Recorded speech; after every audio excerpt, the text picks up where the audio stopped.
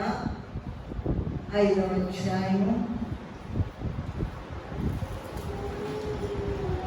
17వ వచనం మాత్రమే చదువుకుందాము.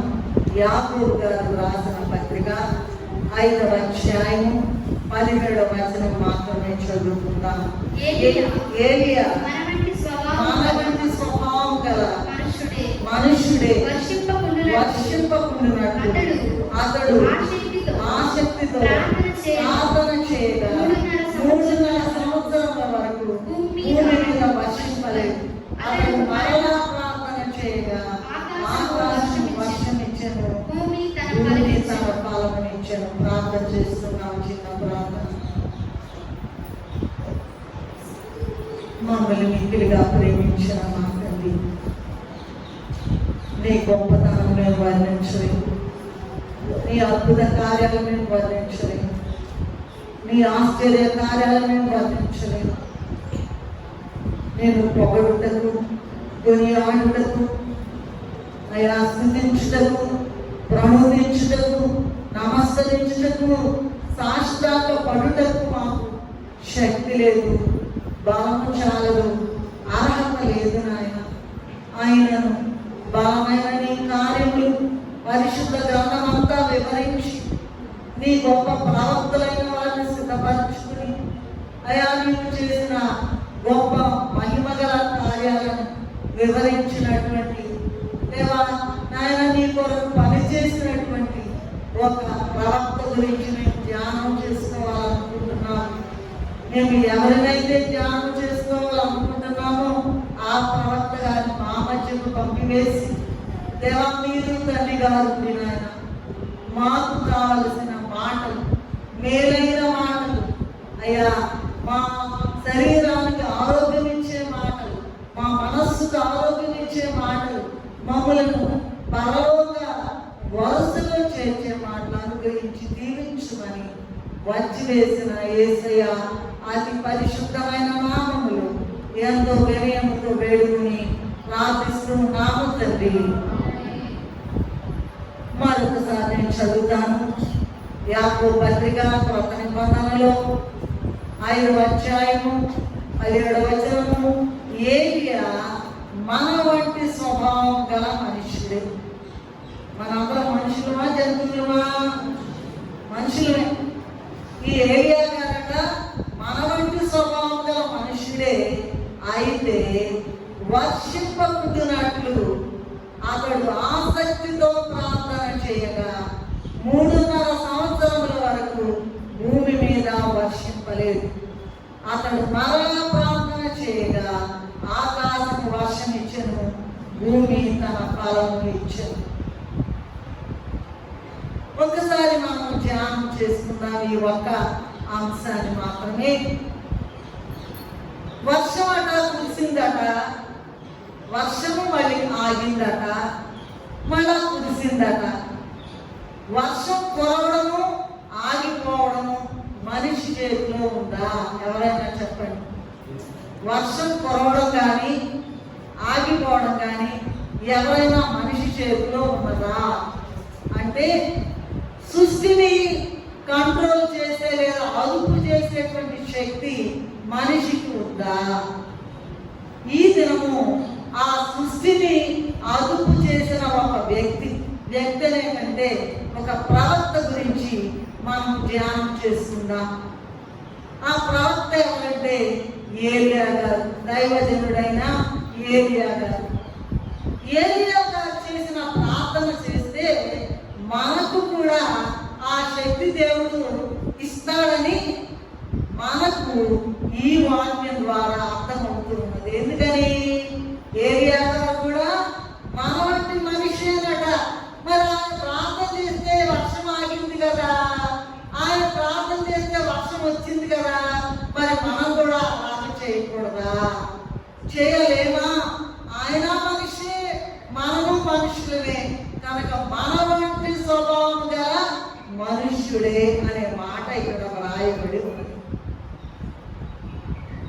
ఈ ఏలియా గారు 40 దినాలట ప్రభువు స్వయముగా దయచేసిన భోజనము పానము తీసుకుని సజీవముగా ఆరోహణమై అయ్యాడట.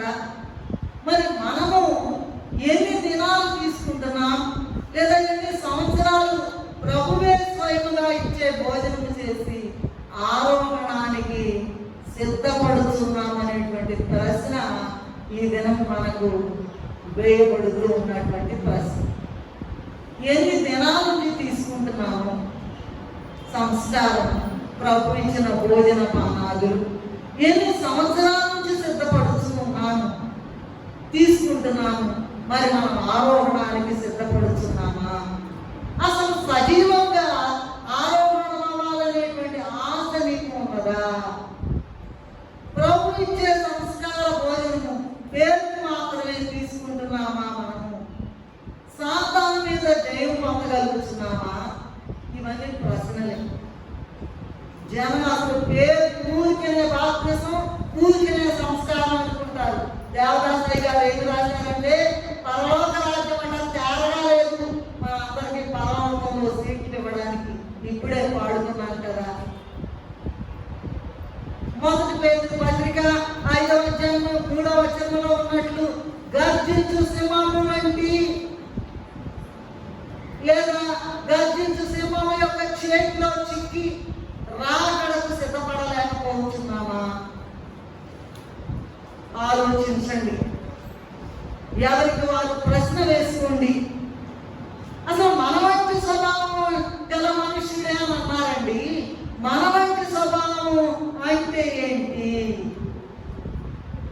మన వంటి స్వభావం అంటే ఏంటంటే, ఒక మానవునికి మరణకరమైన శ్రమ రాగానే ఇక అయిపోయింది రామని, చనిపోతామనే భయం వస్తుంది.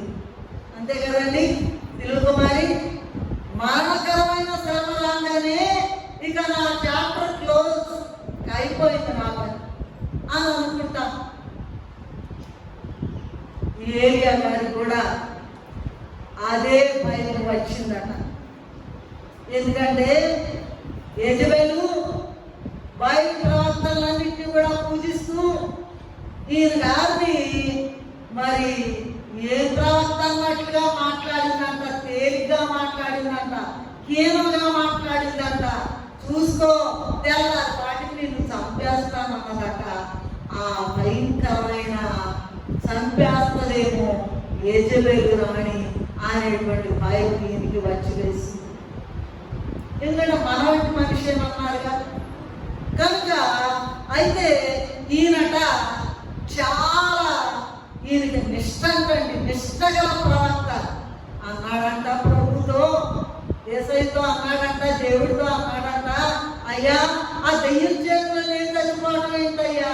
నీ జననామం ఎంత గొప్పదయ్యా!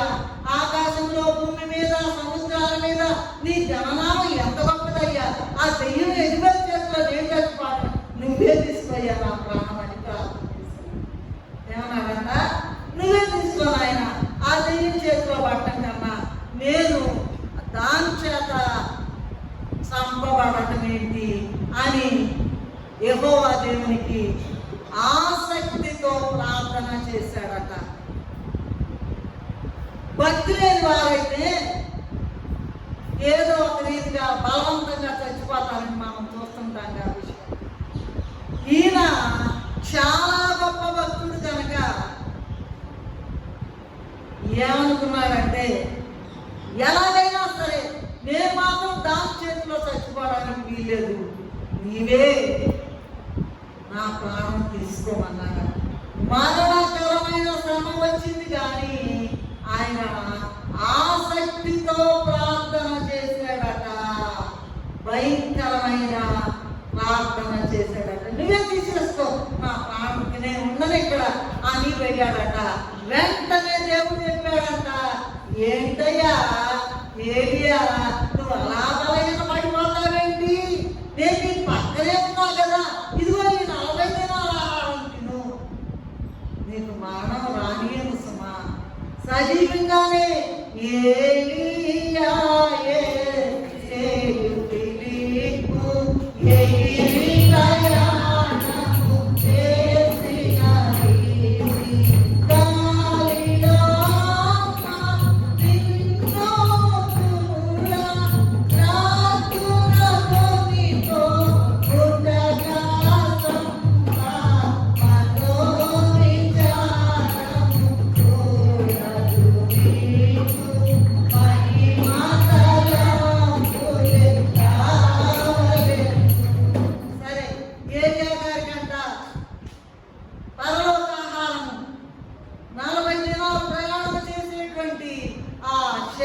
ఇచ్చేటువంటి ఆహారం పంపించారట.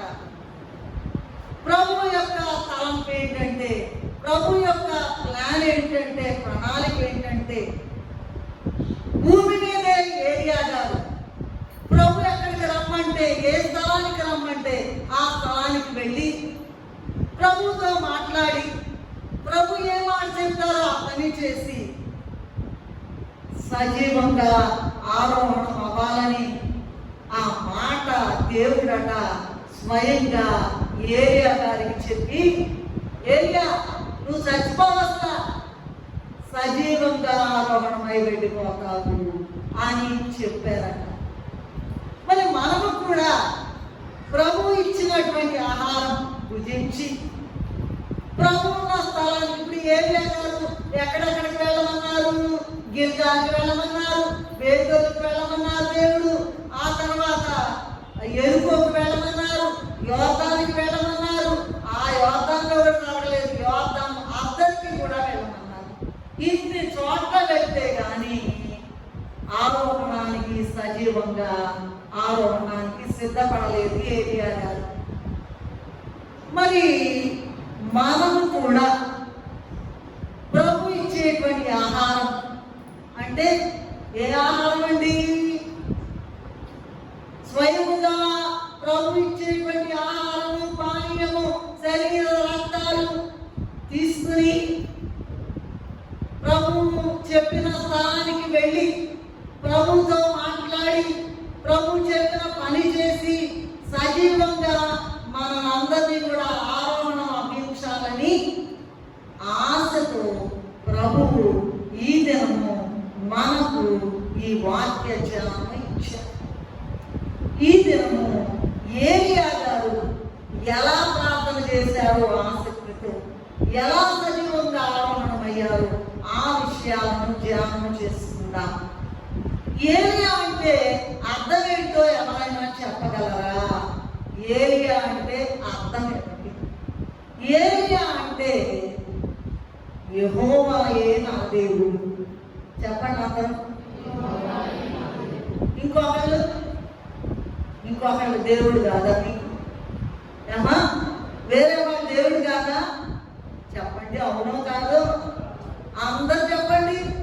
యెహోవాయే నా దేవుడు, యేసయ్యే నా దేవుడు, ఆయనే నేను మొక్కుకుంటాను అని ఎవరైతే చెప్తారో వాళ్ళకు కూడా ఈ గొప్ప లాభము ప్రాప్తిస్తుంది. ఏ గొప్ప లాభము? సజీవంగా ఆరోహణమయ్యేటువంటి లాభం. సో ఏలియా అంటే ఇటు చూడాలి వాక్యం వైపు. ఏలియా అంటే యెహోవా నా దేవుడు. పాత నిబంధన కాలంలో ఇశ్రాయేలీలంట, అంటే దేవుని ప్రజలంట అన్యజనులతో కలిసిపోయి పాడైపోతుందేమో, వాళ్ళని అలా పాడవకుండా ఆపడానికి దేవుడు లేవనెత్తిన గొప్ప ప్రవక్త ఈ ఏలియా కనుక. ఈయన గిలాదు కాపురస్తుడట, కాపురస్తుడు గిలాదు ఆ ఊరు. తిష్బీయుడు ఆ వంశం పేరు తిష్బీయుడు. యోర్దాను తూర్పున ఉన్న పర్వత ప్రదేశాల్లో పుట్టి పెరిగిన వాడు. ఈయన తల్లిదండ్రుల గురించి ఏ రకమైన సమాచారం లేదు, సూచన కూడా లేదు. అయితే చూడటానికట ఈయన ఒక మొరటి మనిషిలాగా, మోటు మనిషిలాగా ఉండేవాడట. ఒంటి వెంట్రుకలతో నేయబడిన దుప్పటి కట్టుకుని లేదా వేసుకుని మీద మెడ క్రిందుగా వేలాడేటువంటి దట్టమైన వెంట్రుకలు కలిగి ఉన్నందున ఆ కాలంలో అంట చూసిన వారందరికీ ఈయన ఏలియా గారని తెలిసిపోయేదట, గుర్తించగలిగేవారట. ఈ ఏలియా గారి గురించి మనం 7 అంశాలు ఈ దినము ధ్యానం చేసుకుందాం. నంబర్ 1, గొప్ప ప్రార్థనా పరుడు. ఏలియా గారు గొప్ప ప్రార్థనా పరుడు. ఇప్పుడే చదువుతున్నాం కదా, యాకోబు పత్రిక 5వ అధ్యాయము 10 17వ వచనము, ఏలియామా వంటి స్వభావం గల మనుషుడే వర్షింపకుండినట్లు అతడు ఆసక్తితో ప్రార్థన చేయగా 300 సంవత్సరముల వరకు భూమి మీద వర్షింపలేదు. అతడు మరలా ప్రార్థన చేయగా ఆకాశము వర్షం ఇచ్చెను, భూమి తన ఫలం ఇచ్చెను. గొప్ప ప్రార్థన. ఈయన చేసిన ప్రార్థన ఏంటండి? ఆసక్తి గల ప్రార్థన. అమ్మా, ఏదైనా పని ఉందంటే నిద్రపోతాము మనం. ఏమా, ఏమన్నా పని ఉందంటే, పిల్లలకు బాగోలేదంటే, సీట్ రాలేదంటే, చదవట్లేదంటే, ఎవరన్నా కుట్టారంటే ఊరుకుంటామా మనము? ఎంత ఏడుస్తాము కదా. ఈయనట ఆసక్తితో ప్రార్థన చేశాడట. మరి నీ ప్రార్థన ఎలా ఉన్నది? ఆసక్తితో ప్రార్థన చేసి చేసి చేసి, ఆసక్తితోనే కాదండి, రకరకాల ప్రార్థనలు ఉన్నాయి. ఆ రకాలు ఏదో చెప్తా నేను. రకరకాల ప్రార్థనలు ఉన్నాయండి. ఒకటి మరి ఆసక్తి గల ప్రార్థన. ఈయన చేసిన ఆసక్తి గల ఆసక్తి. ప్రభా వర్షం రప్పించు అంటే పడిపోయింది. ప్రభా వర్షం వద్దు అంటే ఆగిపోయిందంట. నువ్వు చేస్తావా అట్లాంటి ప్రార్థన? ఏమా, చేస్తారా? వర్షం వద్దు అంటే వర్షం ఆగిపోద్దా? వర్షం కావాలంటే వర్షం కుదురుతుందా? అది ఆసక్తి గల ప్రార్థన. నీకు కూడా ఏదన్నా కావాలంటే, ఏదో ఒక్కొక్క అంశం మీద వచ్చాడు కదా, ఆసక్తి గల ప్రార్థన ఏంటో, నిద్రపోకూడదు, అన్నం నీళ్లు తాగకూడదు, జరిగించాలి. ప్రభువా నీకు స్తోత్రం అని చెప్పాలంట. అంత ఆసక్తి గల ప్రార్థన నీవు చేయాలి. ఇంకా చెప్తాను నేను. ఇంకా ఆసక్తి గల ప్రార్థన ఒకటి, అత్యాసక్తి గల ప్రార్థన. చాలా రకాలు ఉన్నాయి బైబిల్లో, కొన్ని చెప్తున్నాను నేను. అపోస్తలుల కార్యగ్రంథము 12వ అధ్యాయం 5వ వచనంలో చూసినట్లయితే, పేతురు చెరసాలలో ఉండెను, సంఘం అయితే అతని కొరకు అత్యాసక్తి గల ప్రార్థన చేయుచుండెను. అంటే ఖచ్చితంగా నెరవేర్చుకొచ్చే ప్రార్థన. అయ్యా, ఇదిగో మా యొక్క ఏమంటారు, యాజకులు, సేవకులు, దైవజనులు మరి ఇక్కడ జైల్లో ఉన్నారయ్యా, అందుకని నిన్ను బయటకు తీసుకురామని పేతురు గారి కొరకు, ప్రభువుని వెంబడించిన శిష్యులైన వాళ్ళు, అపోస్తలులైన వాళ్ళు ఒకరైన పేతురు గారి కొరకట సంఘము అత్యాసక్తితో ప్రార్థన చేశారట. ఒక నిమిషంలో బయటకు వచ్చారు. దేవతలను పంపించారు. అదిగో బయటికి తీసుకొచ్చి విడిచిపెట్టిన దాకా, గదిని దాకా తీసుకొచ్చిన కలనుకుంటున్నాడట. మీరెంత ప్రార్థన చేస్తున్నారు? మీరు నిజంగా ఆసక్తి గల ప్రార్థన, అత్యాసక్తి గల ప్రార్థన చేస్తే సంఘం విసిగేస్తే రావడం జనం అవుతారని అమ్మగారు, ప్రమేణ అమ్మగారు ఎప్పుడో చెప్పారు. ఆ నెరవేర్పు ఎందుకు ఆలస్యం అవుతుందంటే, ఈ చర్చ నిండటం కాదండి, బజారంతా నిండాలండి. అది అత్యాసక్తి గల ప్రార్థన. ఇంకా చూసినట్లయితే మరి మన సంఘ ప్రార్థన ఎలా ఉంది, ఎలా చేస్తున్నాం? వ్యక్తిగత ప్రార్థన, పట్టుదల గల ప్రార్థన. రోమీయులకు రాసిన పత్రిక 12వ వచనంలో, నిరీక్షణ గలవారై సంతోషించు, శ్రమ యందు ఓర్పు గలవారై ప్రార్థన యందు పట్టుదల కలిగి ఉండుడి. పట్టుదల గల ప్రార్థన. నెక్స్ట్ది కన్నీటి ప్రార్థన. మొదటి సమూయేలు గ్రంథము 1వ అధ్యాయము 10వ వచనంలో ఒక స్త్రీ, సమూయేలు ప్రవక్త గారి తల్లి అన్నగారు ఏం చేస్తుందంటే, బహు దుఃఖాక్రాంతురాలై యెహోవా సన్నిధిని ప్రార్థన చేయించు, బహుగా ఏడ్చుచు తన హృదయాన్నంతా కుమ్మరించుకుంటుందంట. మీరు అట్లాంటి ప్రార్థన చేయకుండా మా పనులు జరగలేదేంటి? దేవుడు తేవగా ఉన్నాడా మీకు ఇవ్వడానికి? అంత తేలిగ్గా ఉన్నాడా? అమ్మా, తర్వాత ఇంకా చూసినట్లయితే ఒక రాజుగారు ఉన్నారు, గొప్ప రాజుగారు, దావీదు మహారాజు గారు. కీర్తన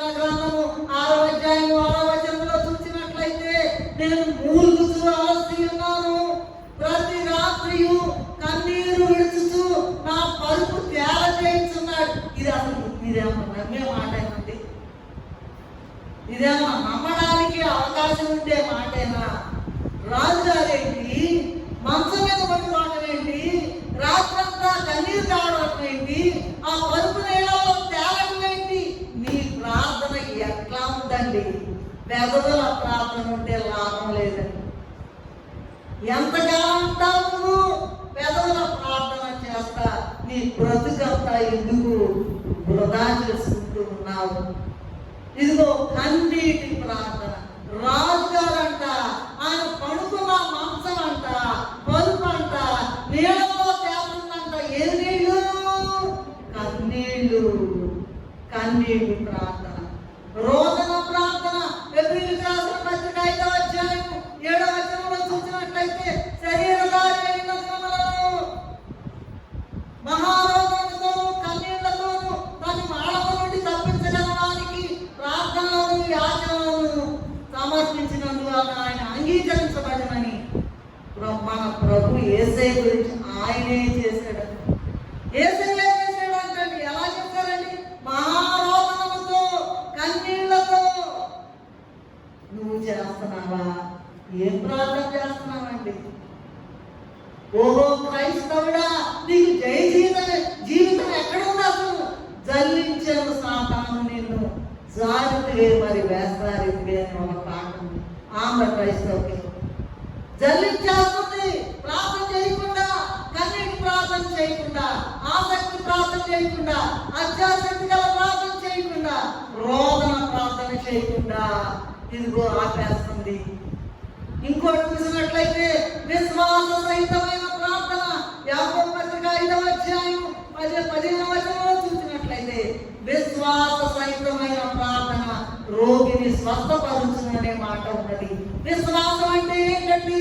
ఆ ఎబ్రీయులకు రాసిన పత్రిక 11వ అధ్యాయం 1వ వచనంలో చూసినట్లయితే, విశ్వాసం ఉన్నది నిరీక్షింపబడు వాటి యొక్క నిజస్వడు. నువ్వు ఏదైతే కావాలనుకుంటున్నావో అది ఎంత కఠినమైనా సరే, ఎంత అసాధ్యమైనా సరే, ఎంత కుదరైనా సరే, ఎంత కుదరనిదైనా సరే, అసాధ్యమైనా సరే, గ్యారెంటీగా ఇస్తాడు, వస్తుంది అనే విశ్వాసంతో ప్రార్థన చేస్తే గ్యారెంటీగా పొందగలుగుతావు. అదే ఇక్కడ ఏలియా గారు చేసిన ప్రార్థనలు. ఇవన్నీ కూడా చేసి ఉంటారండి. మరి మనం ఎటువంటి ప్రార్థనలు చేస్తూ ఉన్నాం? ఏమండి? ఆసక్తి గల, అత్యాసక్తి గల, పట్టుదల గల కన్నీటి ప్రార్థనలు, రోదన ప్రార్థనలు. ఏమండి? విశ్వాస సహితమైన ప్రార్థనలు, అసాధ్యమైన కార్యాలు జరిగించుకునే ప్రార్థన మనం చేస్తున్నామా? ఏలియా గారిని తెల్లారి పాటు నిన్ను చంపేస్తానందట. ఆమె అట్లా అయిపోయింది. ఈయన మాత్రం చక్కగా అగ్ని రథాలు వచ్చేసినాయి. గొప్ప ప్రార్థన పరుడు. బహుశా నేను అనుకోవడం, ఈ ప్రార్థనలన్నీ కూడా ఏలియా గారి చేసి ఆ దెయ్యాన్ని నుండి విడిపించి మేఘమెక్కి గొప్ప సంతోషంతో ఆర్భాటంతో వెళ్ళిపోతారు. రెండవది చూసినట్లయితే ఏలియా గారి గురించి కదా మనం ధ్యానం చేస్తుంది. చాలా అద్భుత కార్యాలు చేశారటండి. మరి మొదటి రాజు గ్రంథము 17వ అధ్యాయం 6వ వచనంలో చూసినట్లయితే, చదవక్కర్లేదు, నాకు సమయం లేదు, కానీ ఈయనంట కరువులో కాకులతో పోషించబడ్డాడట. ఏమండి? కాకులు ఎవరికన్నా ఏదన్నా తెచ్చిస్తాయా? ఎవరైనా జవాబు చెప్పండి. కాకులు ఏమన్నా తెచ్చిస్తాయి. ఏం చేస్తాయి? చేతిలో ఉన్నాయి, లాక్యం. ఏమండి? చేతిలో ఉన్నాయి. ఈయనకట ఆ విశ్వాసం అంట నేను ఒక చోట విన్నాను, చదివాను కూడాను. ఒక ఫారినరు ఒక కొండ పట్టుకుని ఇట్లా చేతులు, అబ్బా నేను పోయలేమయ్యా ఈ విశ్వాసం. ఒక్క పూట వచ్చిందంట కాకి. సరే ఈ పూట వచ్చిందిలే, సాయంత్రం వస్తుందో రాదు, మళ్ళీ వచ్చేదంట, ఇంకా విశ్వాసం పెరుగుతుందంట. కాకులతో పోషించబడ్డాడు. అది అద్భుతం కాదా? అద్భుత కార్యాలు చేశాడట. అందుకే ఇంత గొప్ప శక్తి కలిగిన ప్రవక్తగా, మరి మరణం లేకుండా సజీవంగా ఆరోహణమయ్యారు ఏలియా గారు. అలాగే సారిపత్రి నగరాల దగ్గరికి వెళ్ళి మొదటి గ్రంథము 17వ 14 నుండి 16 వరకు చూసినట్లయితే ఆమె దగ్గరికి వెళ్ళి ఆమె కొడుకును ఒక్క కొద్దిగా పిండి ఉంటేను అన్నాడంట. అమ్మా నా కొద్దిగా నీళ్ళు అన్నాడంట. మంచినీళ్ళు ఇవ్వడానికి వెళ్ళబోతుందంట. అమ్మ నాకు ఒక రొట్టె కూడా తీసుకురామ్మా. దైవజనులకు ఎప్పుడైనా ఏదైనా చేస్తేనండి గొప్ప ప్రతిఫలం ఇమ్మీడియట్ గా వస్తుందండి. మీకు ఆ విషయం తెలియదేమో కానీ మేము అనుభవం ద్వారా చాలా తెలుసుకున్నాం. దైవజనులైన వారికి అది ఎంత కష్టమైనా చేస్తే అసలు లేదంట, కొద్దిగా ఉంటుందంట. లేదయ్యా, నేను నా పిల్లోడును చెరొకటి చేసుకుని తిండామని పొల్లలేకపోవడానికి వచ్చానందట. అమ్మా నేను చెప్పింది చేయి, మొదటి ఆత్మను నాకు తీసుకునేరా. ఈ కరువైపోయే వారికి కూడా నీ తొట్లో ఉన్న పిండి అయిపోదు, ఇమ్మీడియట్ ప్రతిఫలం అండి. నీ తొట్లో ఉన్న పిండి అయిపోదు, నీ గుడ్డిలో ఉన్న నూనె అయిపోదు. అది దైవజనుల యొక్క శక్తి. ఎక్కడైనా మీరు ఏదైనా సరే ఈ విషయాలు పరీక్షించి తెలుసుకోవచ్చు. సారెపట్టు విధవరాలు ఆమె అనుకుందంట ఈయన నన్ను పోషిస్తున్నాడు అనుకుందంట, ఈయనంట ఆమె నన్ను పోషిస్తుంది అనుకుందంట. అయితే ఇద్దరిని పోషించేది ఎవరండి? సర్వశక్తి గల దేవుడు, అద్భుత కార్యాలు చేసే దేవుడు. ఇంకా చూసినట్లయితే అద్భుత కార్యాలను చెప్తున్నాం, 2వ పాయింట్ లో ఉన్నాము. అద్భుత కార్యాల్లో ఈయన ఒక స్థాయిలో ఆకాశం నుండి అగ్ని కురిపించాడట. అది ఎప్పుడో నేను తర్వాత పాయింట్ లో చెప్తాను. ఆకాశం నుండి అగ్ని ఈయన ప్రార్థన చేస్తే అగ్ని దిగొచ్చిందంటండి. నువ్వు ప్రార్థన చేస్తే ఎప్పుడైనా అగ్ని దిగొస్తుందా అమ్మా? పరిశీలించుకో. ఇంకా చూసినట్లయితే 1 రాజుల గ్రంథము 17వ అధ్యాయము 22 నుండి 24 వరకు చూసినట్లయితే చనిపోయిన ఆమె కుమారుణ్ణి లేపాడట. అసలు ఏంటంటే ఈ మాటలు ఏంటంటే ఒళ్ళంతా కదులు పడుతూ ఉన్నది. చనిపోయిన మనిషిని లేపడం అనేటువంటి అంత తేలిక, ఎంత ప్రార్థన, అద్భుత కార్యాలు చేశాడట. మరి చనిపోయిన ఆమె కుమారుణ్ణి లేపాడట. ఇక ఇప్పుడు మనకు తెలిసిన మాట 1 రాజుల గ్రంథము మరి 18వ అధ్యాయం 45లో చూసినట్లయితే ఆకాశం నుండి వర్షము కురిపించాడట. ఇది 5:17 యాకోబులో కూడా మనం చదువుకున్నాం. ఇంకా అద్భుత కార్యాలు ఏంటంటే ఈయనకంట 40 దినాలు ప్రయాణం చేయడానికి కావలసిన భోజనం అంట దేవదూత ద్వారా దేవుడు పంపించాడట. అది కూడా అద్భుతమే.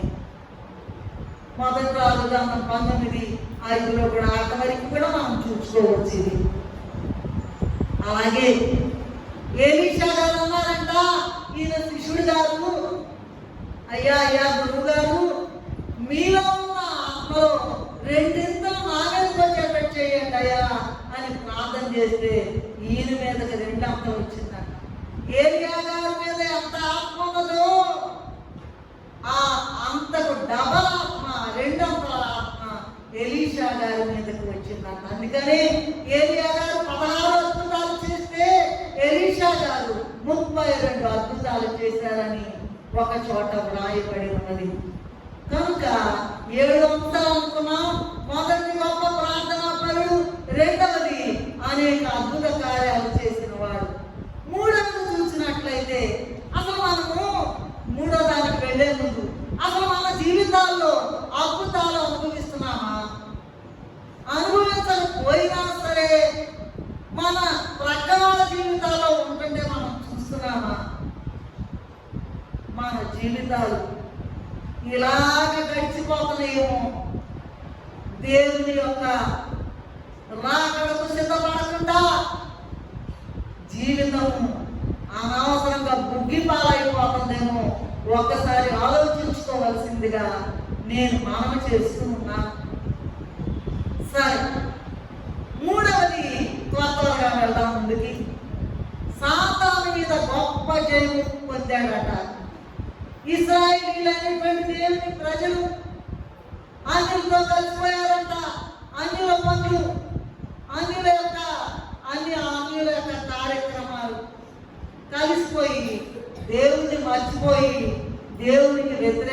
తయారయ్యారంట. అందుకని ఏలియా గారంట పందెం వేశాడు. ఏం పందెం అండి? నేను కలుస్తాను ఎవరి సన్నిధిని, నేను నిలువబడి ఉన్నాను అంటున్నాడండి. అబ్బబ్బ, నిలబడున్న సన్నిధేనంట, పండుకున్న సన్నిధేనంట, కూర్చున్న సన్నిధేనంట, నడిచిన సన్నిధేనంట, భూమి మీద బతికినంత కాలం సన్నిధేనంట.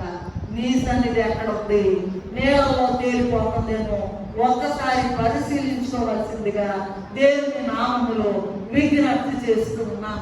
మరకండి, బైబిల్ మొత్తంలో కూడా ఈ రాజుల గ్రంథం అనే పుస్తకం అంట. దాని పేరేంటంటే పందెము వేసిన పుస్తకము. ఏంటంట? పందెము వేసిన పుస్తకము. ఎవరి మీద పందెము? అన్య దేవతల మీద. మాట్లాడలేము, అవి నడవలేము, చూడలేము, పనులు చేయలేము, వాటినే పూజిస్తున్నారు. ఇది నాకు అక్కర్లా, నా దేవుడు గొప్ప దేవుడు, మాట్లాడే దేవుడు, నిజమైన దేవుడు, అద్భుతాలు చేసే దేవుడు అని నేను చూపిస్తాను రండి అని రుజువు చేసినటువంటి గొప్ప ప్రవక్త. మొదటి రాజుల గ్రంథము 18వ అధ్యాయము 19 నుండి 40 వరకు చూసుకున్నట్లయితే అన్య దేవతల మీద గొప్ప జయమించిన పుస్తకం అట ఇది. కర్మేలు పర్వతం మీదకి వెళ్ళాడట. ఎంతకాలం అయ్యా నిజమైన దేవుడిని వదిలిపెట్టి మీరు అలా అన్య దేవతలు అంట వెళ్తారు? అవి విగ్రహాలు ఏమి చేయలేము. మీకు నిజమైన దేవుడు, కనపడి మాట్లాడే దేవుడు ఉన్నాడు. ఈ దేవుడిని వదిలిపెట్టుకుని విగ్రహాలు అంటేందుకయ్యా వెళ్తారు మీరు? ఆనాడంట 450 మంది బయలు ప్రవక్తలు ఉన్నారంట. 400 మంది అషేరాదే అన్ని తెయ్యాలి. 850 వాటి మీద ఈయన పందెం వేసాడంట. ఏం పందెము? రండి బలి అర్పిద్దాం. మీ దేవుడికి మీరు బలి అర్పించండి, మా దేవుడికి నేను బలి అర్పిస్తా, మా దేవుడి నామములో బలి అర్పిస్తా. రండి, 2 ఎద్దుల్ని వధించండి, మీరు 2 తీసుకోండి, నాకు 2 ఇవ్వండి. ఇదిగో క్రింద పొలాలు పెట్టండి, కట్టెలు పట్టండి. అగ్ని ఏమి ఇవ్వకుండానే, అగ్ని ఏమి వేయకుండానే, వెలిగించకుండానే, అగ్ని పొల గీయకుండానే, మంట పెట్టకుండానే పరలోకం నుండి అగ్ని వచ్చి మొత్తం గ్రహించి అదే వీళ్ళు ఏం చేశారంట? పలాని పేర్లు పెట్టి, ఓ పలాని ఏ, పలాని సి, పలాని డి, పలాని జడ్, పలాని వై, పలాని ఆ పేర్లు నేను చెప్పను. మీకు తెలుసా ఆ పేర్లని? అన్ని దేవతల పేర్లు, విగ్రహాల పేర్లు మీకు మొత్తం తెలుసు. వాళ్ళంట పాపం సరే అన్నారంట, ఒప్పుకున్నారంట, పండిన అన్నారు. పొద్దు నుంచి మీకు రిఫరెన్స్ చూస్తే మొదటి 4 గ్రంథము 18వ అధ్యాయం 19 నుండి 40 వరకు చదవండి. మరి 2 ఎడ్లు ఇచ్చిన విషయం 24వ వచనంలో ఉన్నది. వాళ్ళు మొరపెట్టుకున్న విషయం 18, 28లో ఉన్నది. మరి ఏలియా గారు చేసిన కార్యము 18, 40, 36 కూడా వాళ్ళు సాయంత్రం దాకా 36వ వచనంలో చూసినట్లయితే వాళ్ళంట, అయ్యా పలానా దేవా, పలానా దేవత, పలానా దేవుడా, రా రా రా అని పాడుతున్నారంట. పాడి పాడి పాడి అలసిపోయారు. ఇంకేం చేశారో తెలుసా? వేడి తీసుకొని, కత్తులు తీసుకుని, రక్తమన్నా చూస్తే ఆ దేవత కనికరించుందేమో, విగ్రహం కనికరిస్తుందేమో, పలానా విగ్రహం దేవుడు కనికరిస్తాడేమోనని మోసుకున్నారంట. ఏం చేశారంట? మోసుకున్నారంట. పొద్దున్న నుంచి సాయంత్రం వరకు పందెం వేశాడంట. రండి, మీ దేవుడు గెలుస్తాడు, నా దేవుడు గెలుస్తాడు, యెహోవాయే నా దేవుడు. ఎంతవరకైనా సరే, ఎంతవరకైనా పోండి, ఎన్ని సంవత్సరాలన్నా బతకండి, యెహోవాయే నా దేవుడు, నా దేవుడు, నా దేవుడు, నా దేవుడు. అంత గొప్ప దేవుడు ఎవడు కూడా ఎక్కడ కూడా లేరు. సాయంత్రం దాకా రక్తాలు కాపని అంట. ఏది ఒకడు పలకల్లా. చెబుతు దేవుడేమో మీ దేవుడికి ఇవ్వబట్టలేదేమో, మీ దేవుడికి ఇవ్వబట్టలేదు, ఇంకా కట్టుకోవాలని అంటున్నాడంట పాపం ఏరియా గారు. రాత్రి అవుతుంది, ఏమీ లేదు. అప్పుడట ఇక నాకు చాపిస్తారా, మీకు పొద్దున్న నుంచి రాత్రి అయ్యేవరకు మీకు ఇచ్చాను కదా, ఇప్పుడు నాకు ఇవ్వండి. ప్రార్థన చేశాడట. ఇక అయ్యది ఇందాక మనం ప్రార్థన చెప్పుకున్నాం, ఆ ప్రార్థన చేశాడు. సమయం లేదు కనుక ప్రార్థన చేశాడంట. యెహోవా నామమున ప్రార్థన చేశాడంట. అయ్యా నేను నీ సేవకుడినని, అయ్యా నేను నీ ప్రవక్తనని, నీ బిడ్డనని, నీ యాజకుడని నన్ను జ్ఞాపకం చేసుకోమనగానే టక టక టక టక టక టక ఒక్క క్షణం ఆకాశము నుండి అగ్ని దిగి వచ్చి ఆ ఎడ్లను, ఆ కట్టెల్ని మొత్తం కూడా కాల్చివేసి బుగ్గి చేసి వెళ్ళిపోయిందంట. అప్పుడు ఒక్కళ్ళు కూడా పోనీయకుండా 450 ఆ బయలు ప్రవక్తలు, 400 అషేరా దేవి ప్రవక్తల్ని మొత్తం హతము చేసి దేవునికి మహిమ తెచ్చినట్లుగా, సాతాను తొక్కి వేసినట్లుగా, సాతాను తుక్కు చేసినట్లుగా ఇక్కడ ఏలియా గారి గురించి వ్రాయబడి ఉన్నది. కనుక 3వ పాయింట్ ఏంటంటే సాతాను మీద గొప్ప చేయము. గాయగా రాశారు, సాతాను గెలవగలడా మనలంటే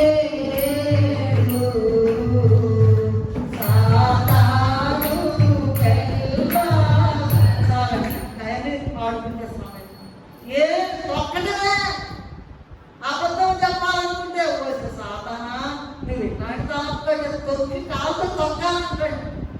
అబద్ధాలు చెప్పకూడదు.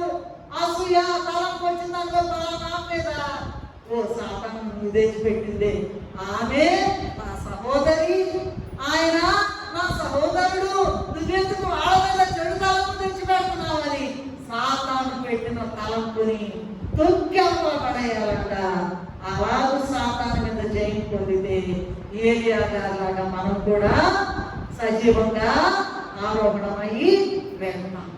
4వది చూసినట్లయితే ఈయన యొక్క ఆత్మట గొప్ప ఆత్మ కలిగి ఉన్నాడు. ఎటువంటి ఆత్మ అంటే దేవుని యొక్క ఆత్మ కలిగి రాజులైనా సరే లెక్క చేయకుండా ఎదిరించే శక్తి కలిగి ఉన్నాడట ఈ ఏలియా గారు.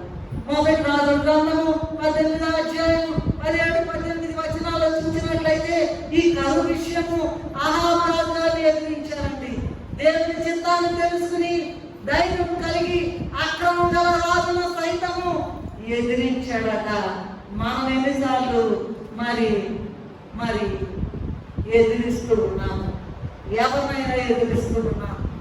ఈ ఏరియా కానట దేవుని ఆత్మ కలిగి అహాబు రాజును ఎదిరించడమే కాకుండా 3.5 సంవత్సరాల వరకు ఆకాశాన్ని ఇక వర్షం కురవడానికి వీల్లేదని చెప్పాడు. మంచు కానీ వర్షం కానీ కురవకుండా ఏం చేశాడంటండి, శాసించాడంట. అక్కడ వర్షం రావడానికి లేదు, ఆకాశము వర్షింపడానికి వీలు లేదు, వర్షము కానీ మంచు కానీ. ఇది కేవలం దేవుని యొక్క మహిమను, ఎంత గొప్ప దేవుడో చూపించడానికి, దేవుని యొక్క మహిమను లోకానికి చూపించడానికి మాత్రమే ఇలాంటి క్రియలు చేశారని వ్రాయబడి ఉన్నది. అలాగే యెహోషువ ఇంకొకరు కూడా ఉన్నారండి. యెహోషువ గారు యెహోషువ గ్రంథము 10వ అధ్యాయము 5వ వచనములోనండి 5 రాజుల్ని ఆయన ఎదిరించేశాడంట, ఓడించేశాడంట, ఆపేశాడంట. దానికట 5 రాజులను ఆయన ఓడించడానికంట సూర్యుడు ఆపాడంట, చంద్రుడు. సూర్యుడా నువ్వు గిబియోనులో నిలుచుకో, సూర్యుడా ఆగు, ఆగిపడాయి, నువ్వు రావద్దు, సూర్యుడా నువ్వు గిబియోనులో నిలు, ఈయన సూర్యుడు ఆపేశాడని. చంద్రుడా నువ్వు అయ్యాలో అక్కడ. వీళ్ళంట చరిత్రలో దేని తర్వాత ఏం జరిగింది, ఆ తర్వాత ఏం జరిగింది లెక్క రాసుకుంటారండి. దాన్ని ఇంగ్లీష్లో క్రానాలజీ అంటారు. దేని తర్వాత ఏమైంది, దేని తర్వాత ఏ డేట్లో ఏం జరిగింది.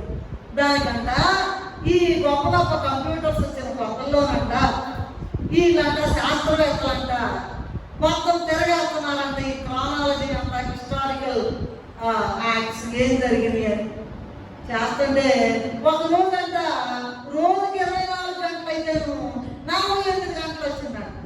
ఏమొచ్చిందంటండి? 48 గంటలు వచ్చిందంట కంప్యూటర్. అదేంటండి 24 గంటలు రావాలైతే 48 గంటలు ఎందుకు వచ్చింది అని చూస్తే వీళ్ళంట గ్రంథాలు పరిశీలించారు. ఎందుకు రోజుకి 24 గంటలే కదా 48 గంటలు ఎందుకు వచ్చింది అని చూస్తే వాళ్ళకట బాగా పరిశీలించిన తర్వాత యెహోషువ గ్రంథములో దీనికి ఆధారాలు దొరికినాయి. ఎందుకంటే యెహోషువ గారట ఒక రోజంతా కూడా 5 రాజులను జయించడానికి అన్య రాజులని సూర్యుడిని ఆపేశాడంట, రోజంతా చంద్రుడిని కూడా ఆపేశాడు. అందుకని 48 దినాలు వచ్చినట్లుగా మరి రాశారు. ఎందుకంటే ఒక పరిశుద్ధ గ్రంథంలో మాత్రమే 100కి 100 ఖచ్చితమైన విషయాలు రాయబడ్డాయి. అయితే భూమి మీద ఉన్న మిగిలిన గ్రంథాలు అన్ని కూడా కల్పితాలే కానీ ఇలాగ మనం తరచి అసలు విషయాలు నిజమా కాదని తెలుసుకోవడానికి వీలు లేకుండా వేరే గ్రంథాలు ఉన్నాయి. కానీ పరిశుద్ధ గ్రంథానికి మాత్రం గ్యారంటీగా ఇదిగో మీరు యెరూషలేము వెళ్ళిన వాళ్ళందరినీ ఏమంటారంటే వాళ్ళ గురించి, యెరూషలేము గురించి 2022 సంవత్సరాల క్రితము అంతకు ముందే ప్రభు పుట్టినప్పుడు దగ్గర నుంచి ఎప్పటి వరకు చెక్కు చెదరకుండా ఉన్నాయి కట్టడాలు.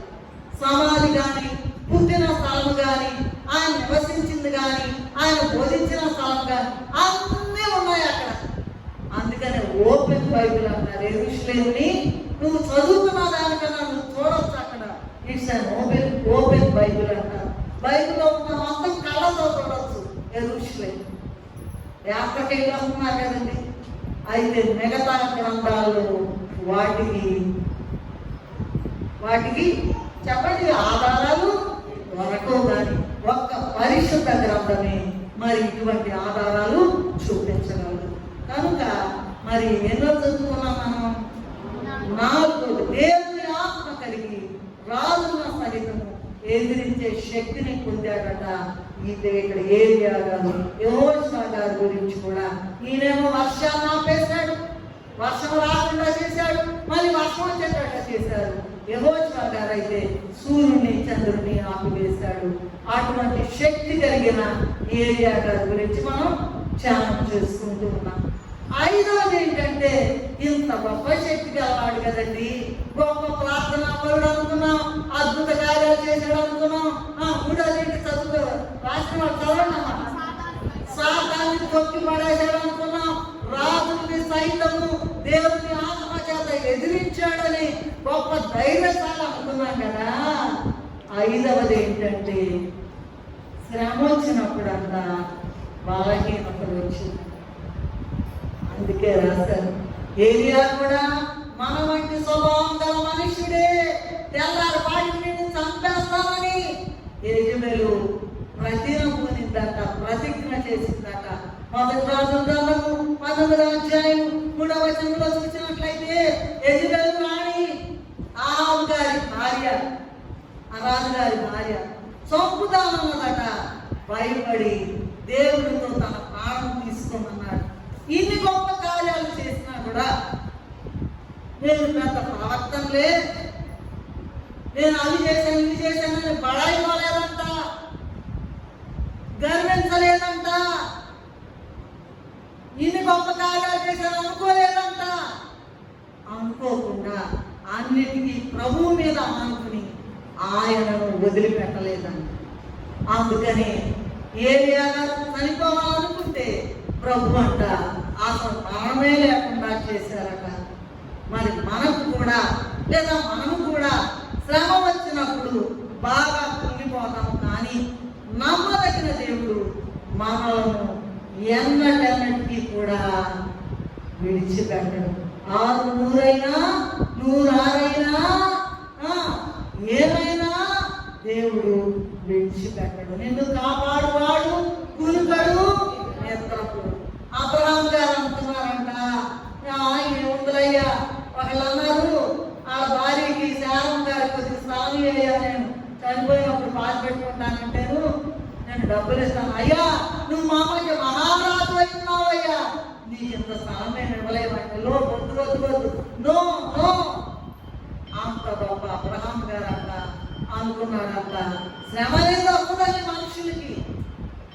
ఈ ఎలియాజరే కదా, నువ్వు ఎంత ఇస్తే నాకేముందయ్యా, నాకు పిల్లలు లేరు కదా, నాకు మీరు చూడండమ్మా, ఫస్ట్ దయదోకండమ్మా, నాకు బిడ్డలు ఇస్తానన్నా ఇవ్వలేదు కదా. మరి ఏమైంది అంటే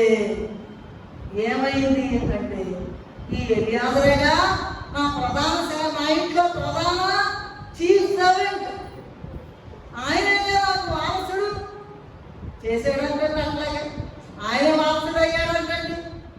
యోగు గారు కూడా అంతే, మట్టిలోకి వెళ్ళిపోతానయ్యా, పురుగును ఆ మట్టిను నా తల్లి చెల్లి అని చెప్పాడండి.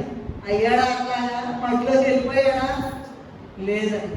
మనకు కూడా ఎంత భక్తి ఉన్నా, ఎంత బలహీన స్థితిలోకి వెళ్ళినా ప్రభు మాత్రం విడిచిపెట్టక తప్పకుండా ఎవరైనా ప్రతి మనుషుడు అబద్ధికుడు కానీ దేవుడు సత్యవంతుడు కాక తీరడు.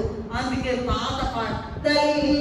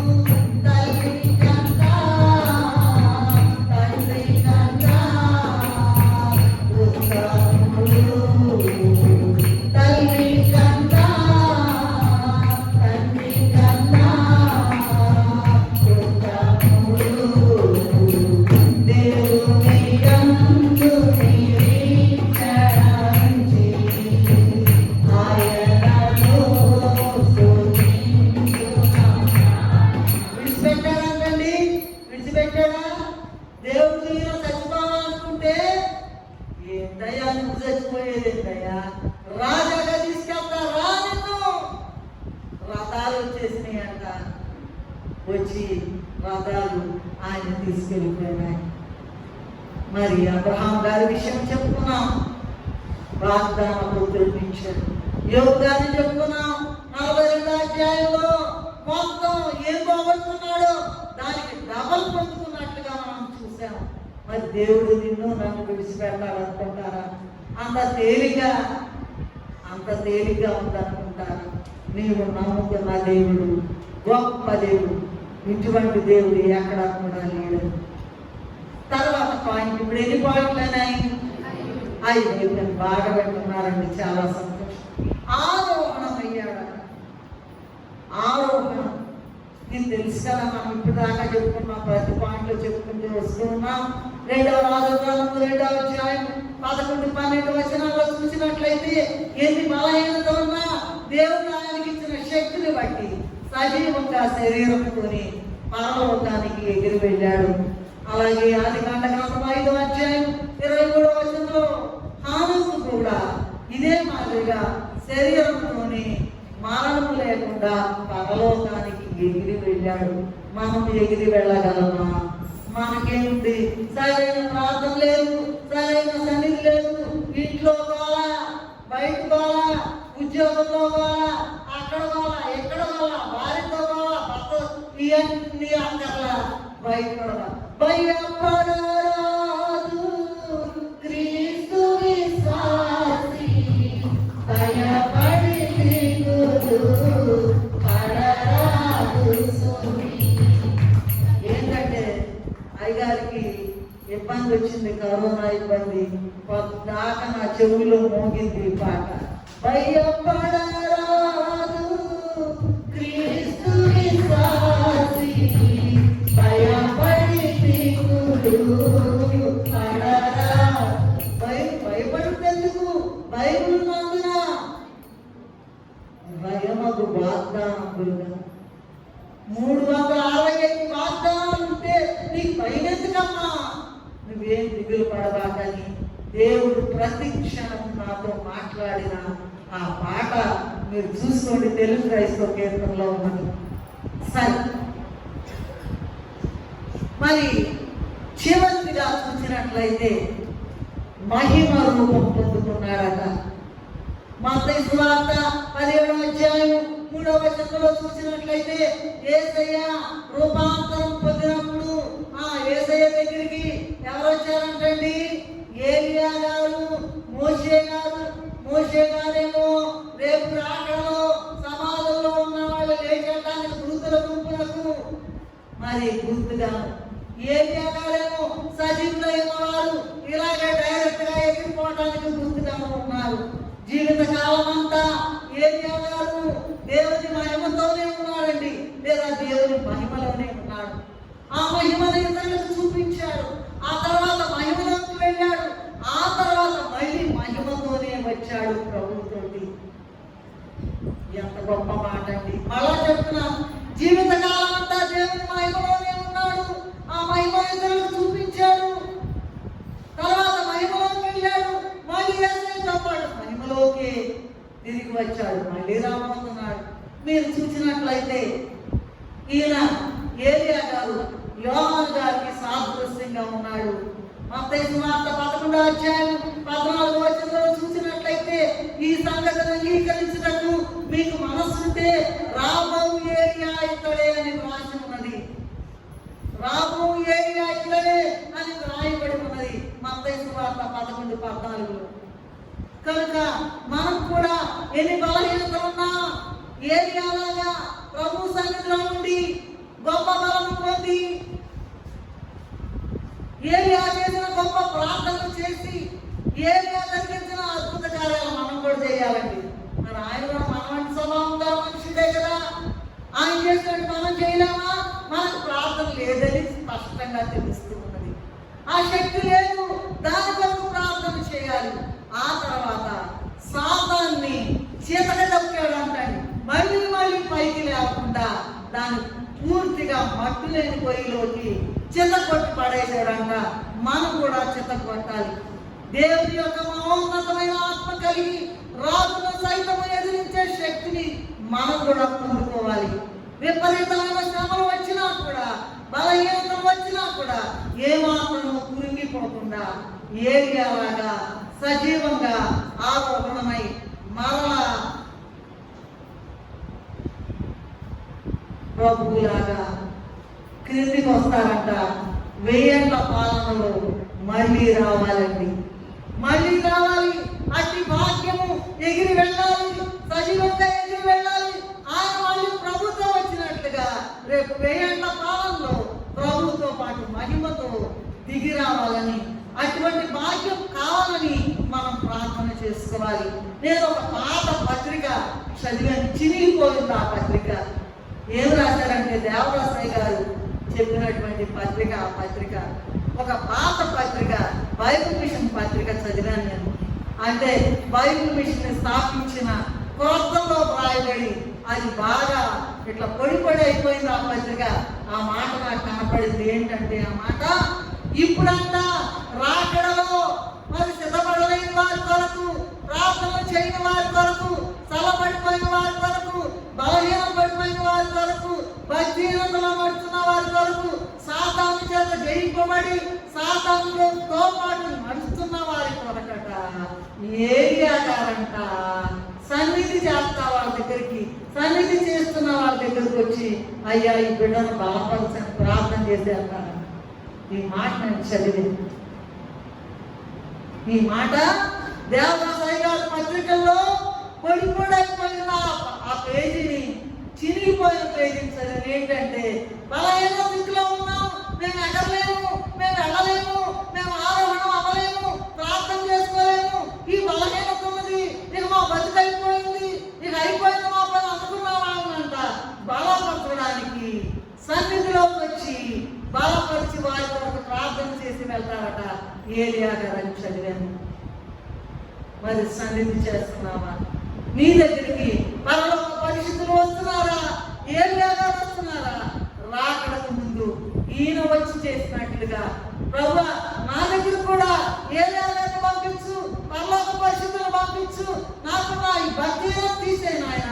ఎట్లయినా నేను బలపడి నీ సన్నిధిలో సిద్ధపడి ఆయన మహిమ మేఘం మీదకి సజీవంగా మేఘం ఎక్కే కృప దయచేయమని ప్రార్థన చేసుకోవాలి. అట్టి ధన్యత తండ్రి మనకు అందరికీ అనుగ్రహించును గాక. ప్రేమ కలిగిన మా తండ్రి, దయగల దేవ, ఇటువంటి గొప్ప సందేశాన్ని మేము మట్టి పురుగులమైన మేము వివరించుకోలేము, ధ్యానించుకోలేము. ఇది మా తల్లి గారిని పంపించి దేవా ఇటువంటి మర్మమైన గూఢమైన విషయాలు వ్రాయించడానికి అసలు ఏలియాలో నుంచి మేము చేసుకునే సమయంలో ప్రార్థన చేయడం ఏంటయ్యా? ఆ మాట దేవదాసయ్య గారి పత్రికలో చదివేందా? ఎవరు చెప్తారు మాకు ఈ మాటలు?